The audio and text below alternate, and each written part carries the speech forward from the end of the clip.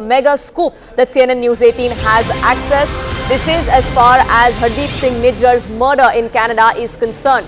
We're now learning from our sources that the ISI seems to now be involved. Nijjar's son's statement suggests that it was an ISI job that ensured that Hardeep Singh Nijjar was killed in Canada.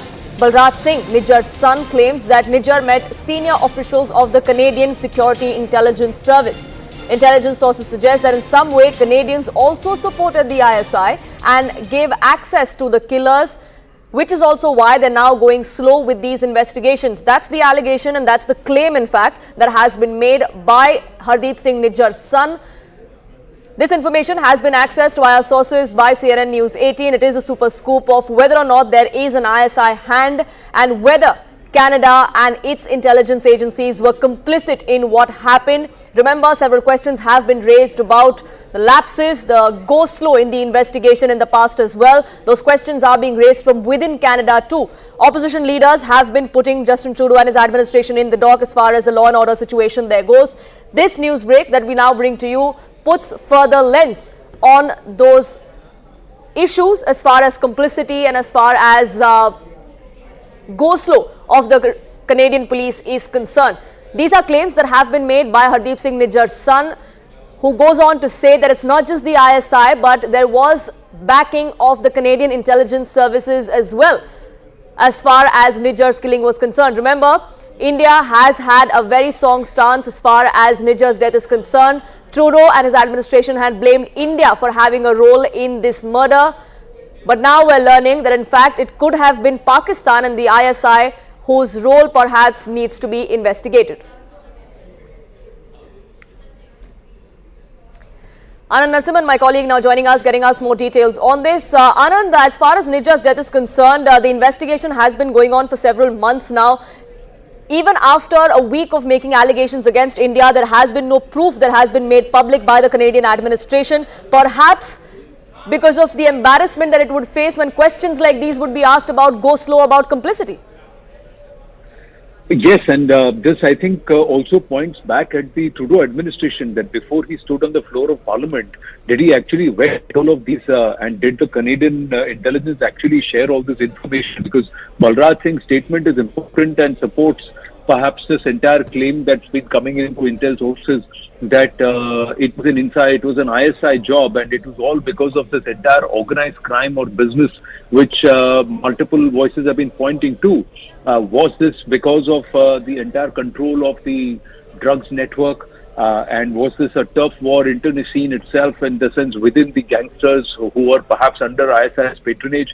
Because according to his statement, he started meeting them after February. He was in touch with the CSIS officials 6 days before Nijjar was killed, and there was a meeting scheduled even 2 days. That's why there are serious questions saying that why is it that if Nijjar was a person of interest for the Canadian state, why is it that there was only advised and there was no close proximity protection was given to him? And could anybody and everybody actually access Nijjar and reach Nijjar? That's the big question, because he was a person of interest for multiple entities. And he also said that the Canadian authorities told Nijjar that he shouldn't go to his Gurdwara as usual and he should be avoid being seen in public. So if there was an alert about Nijjar and safety and his safety, why? And these are the two people who have not yet been pulled up by the Canadian authorities, Rahat Rao and Tariq Kiani, the two ISI plants in Canada who are actually doing most of the ISI's work. Why is it that the Canadian authorities so far have not registered a single FIR?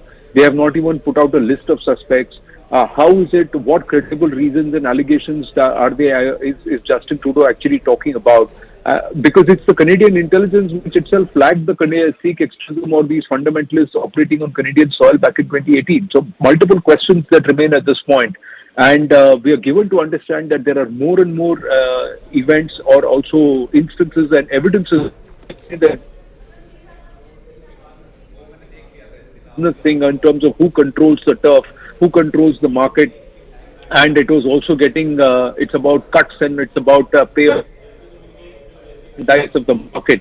So that's the reason why, and the ISI had enough of Nijjar. The ISI had coopted this back in 2017, that the ISI was trying to co-opt him and trying to use him for their narrative and for their own agenda. But now it looks like somewhere that he had become a person of non-interest or non-utility, or he had become too big for their boots, for their liking, and they wanted him out. So it was a classic case of trying to kill two birds with the same stone: get off or do away with Nijjar, bump him off, and then blame it on India and try and misdirect. Sure. Sure. Questions are also being raised about the go-slow on the investigation, isn't it, Anand? What we've gathered from our sources is that how the police did not arrive in time. There was jurisdictional dispute that took place.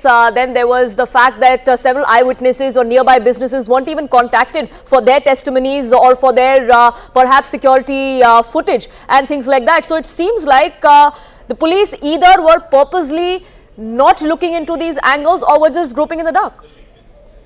Yes, it is. And not just that, there are also sources telling CNN News 18 that the ISI has very former ISI officials from the ranks of Major General to Havaldar rank staying in the same area or in the vicinity of Nijjar. And it was impossible for an unknown person to get into close proximity of Nijjar because he was very cautious, and there was intelligence which had been fed to him that there is a threat to his life. And he had been up and about threatening people. And since the death of Ripudaman Malik, there were supporters of Ripudaman Malik also who were targeting him. So there is a huge business and a turf angle to this, which is connected to drugs, which is connected to arms, it is connected to gangsters. Yes. So, and Nijjar was becoming powerful. Somewhere, there were people who wanted to clip his wings or somewhere cut him off totally. That seems like the case. Anand, thank you so much for getting us the latest on that. Pathik with Payne, security analyst, also joining us here on this broadcast. So thank you so much for speaking with us here on CNN News 18. It's no secret that the ISI has been propping up Khalistani sympathizers in multiple parts of the world, including in Canada, like Hardeep Singh Nijjar and many others. Could perhaps this be a case of an asset turning into a liability, which is why the ISI stepped in and perhaps bumped him off? Well, it has always been like that with ISI and the the kind of elements they groom over a period of time. See, I think ISI also was in an anticipation that over a period of time, Article 370 would be inoperative, would be made inoperative, and Kashmir will go out of control of ISI and Pakistan, and that is exactly the way it has happened. That's why I think they were grooming these elements to foment problem in the name of Khalistan in Punjab again, and for that they actually took in rookies, trained them, made them powerful. Anand mentioned about the narcotics cartel, the arms cartel. There is an immigration cartel as well. Whoever gets immigrated to Canada from Punjab, they have to pay a considerable amount of money. That's what I've heard. So once you have all these things, elements piled up, they become very powerful, and then it becomes very difficult for them to get controlled by the deep state, in this case of possibly of Pakistan. But at the same time, there is another issue as to whether the Canadian establishment was aware of this and deliberately was making the entire investigation very shoddy, because the police came almost 20-25 minutes after this incident took place, and then there was a tough battle which started with the Surrey police and the Royal Canadian Mounted Police, and that tough battle continued for quite some time. For 2 months they did not take testimony of the people in the vicinity. They didn't even try to collect the CCTV footage. So whether there was complicity of a certain section within Canada, they were in the know-to of what's going to happen. After the killing of Ripudaman Singh Malik, and he was about to reveal something about what was happening in Canada. Just before that, he got killed.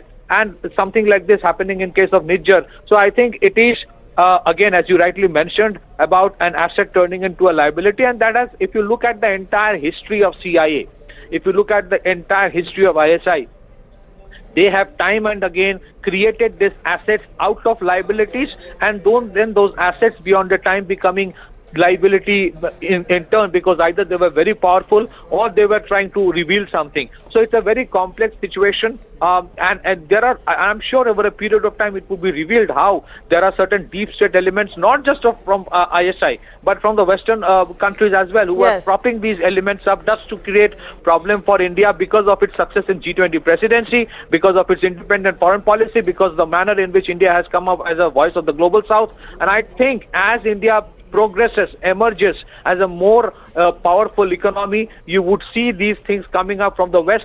The West need to decide as to whether they are with a sovereign country called India, or they are for all those elements who are secessionist in nature. It is very difficult to presume, Poonam, that if there is an ISI angle, CIA is not aware of it. So there are a lot of these elements ganging up again against India because India is emerging powerful. We have seen what they have tried to do with other countries as well. And I think while we have good friendship with many of the strategically strong countries of the West, I think the West needs to come clear that as a country, India wants good relation with them, whether they would reciprocate it that way or not, or whether on one hand they will extend the hand of friendship, and on the other hand they would actually also extend the hand of friendship to those organizations who want to break India. So the ISI hand is definitely there, no doubt about it. Absolutely. And what Mr. Trudeau thought was perhaps a preemptive strike by blaming India for this seems to now be only leaving him with more egg on his face, given the new facts that are now coming in of alleged complicity of go slow in the investigation especially. Pathikrit Pain, thank you so much for speaking with us here on CNN News 18.